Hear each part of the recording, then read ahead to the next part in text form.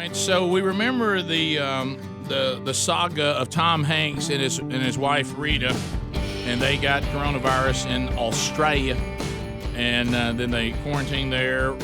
Tom Hanks had relatively mild symptoms. His wife got pretty sick, and hydroxychloroquine, helped her, and then she demonized it, saying it had bad side effects. But it did. Oh, by the way, but I will admit it did save my life. But anyway, so now they have decided that they will join Michelle Obama on a campaign. Now, be careful. We talk about government grabs during all this. The world famous mail-in voting. So now Tom Hanks and his wife are going to become huge proponents for the mail-in voting. Can I just tell you this? I understand the convenience of it. I even understand the logic of it, but here's the problem. It opens up. You talk about the far left and their desire to manipulate campaigns, and they've done it before on absentee votings and dead people, and there's just too much room for corruption with the mail-in voting, and now Hanks and his wife Rita are joining Michelle Obama. This is one of those things that you're kind of taught growing up. If you had any people with wisdom around you, if you're not real sure about a given topic, I'm just not real sure about it.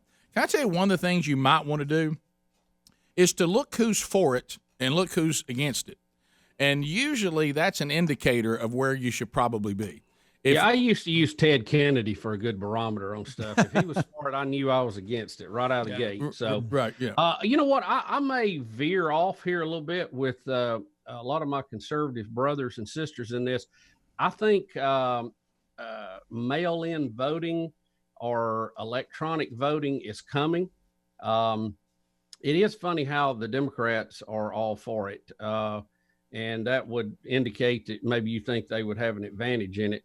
But, Republicans are for voter ID, and a lot of the Democrats think that's somehow racist or unfair, even though you have to show an ID to get movie tickets or check in to a hotel. But for somehow to use our precious right to vote, it's cruel and unusual punishment. And I always loved that point. As we said before, why don't we just have to have identification for voting like we do for all these other things?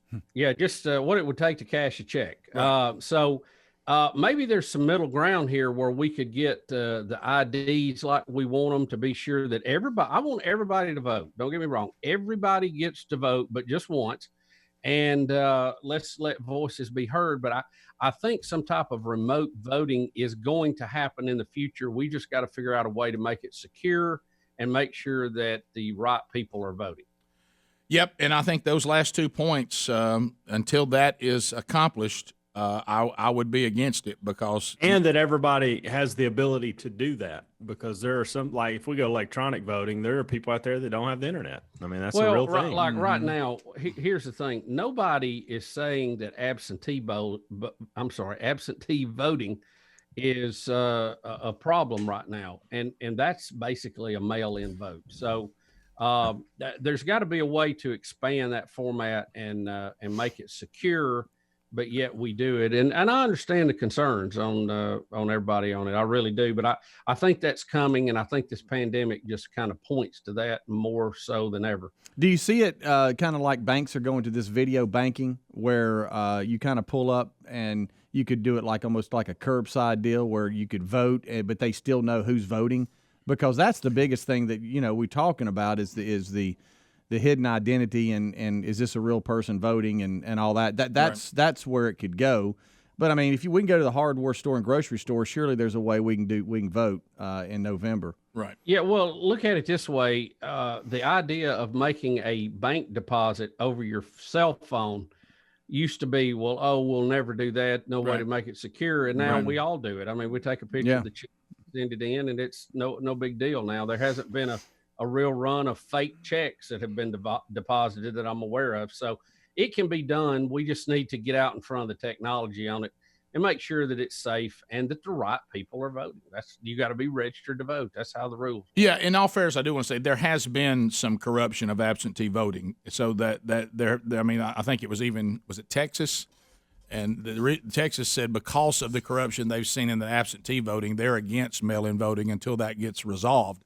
So we definitely have to. I'm just saying we have to address that there is some issues, and of course, right now the biggest indicator that we don't want to do it in its current state is because of the people who seem to want it. And that always worries you a little bit. And the people who want it right now are big government power grab. We'd like to have elections that we could falsify, just like all of our friends in Venezuela and Cuba and all that. Mm-hmm. Well, I'm not saying there hasn't been abuse of the system.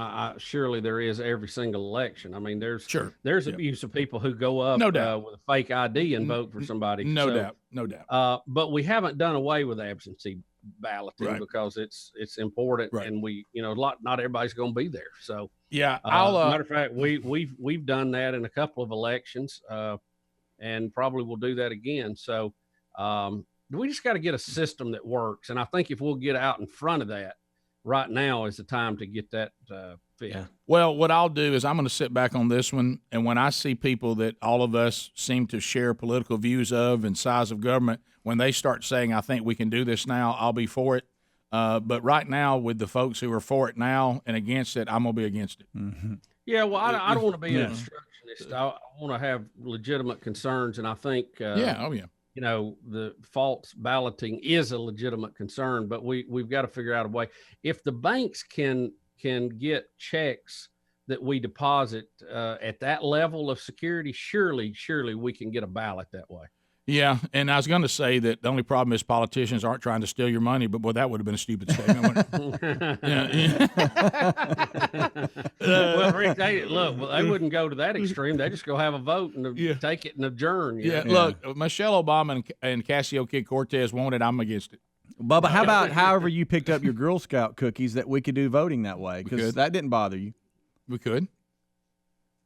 Yep. I really don't see that tie in. I don't either. I think. Well, I'm just saying, if you went and got some cookies and you're okay, we can vote that way. I think curbside voting is the way to go. Well, okay, I'll go with that. Yeah. What about drive-through voting? Yeah, there you go. That's a step in the right direction. That's right. We gotta figure this out too, because Mark's talking about it. This Dollar General phenom that's going on right now, and this goes back to what I've been saying before. If you're not afraid to go into Dollar General right now and do your shopping, then go into a conference. Shouldn't bother you at all. I mean, this is. That's a tight place. Mark in Hickory, North Carolina. Go ahead. No, he's from Hickory. Hickory. Yeah, this is for Bubba. I just want to let him know that he don't have to go out on the lake to get the cookies. He can go to Dollar General and get them. Dollar General has Girl Scout cookies. It's their brand, and they've got every flavor. Well, here in Hickory, they got every flavor that the Girl Scout cookies has got. Okay, so you're telling me they have their own version. So they're bypassing the Girl Scout. And what they've done is they've put their logo on the Girl Scout cookies. But they knockoff? Is that what you're saying? Well, a lot of times it's the same cookie. They just put a different logo on it. Yeah. And you're saying we've been to those factories, Rick. We've seen it. Oh yeah, 100%. Remember, Greg, our uncle taught us that when he was in the grocery business. Oh yeah.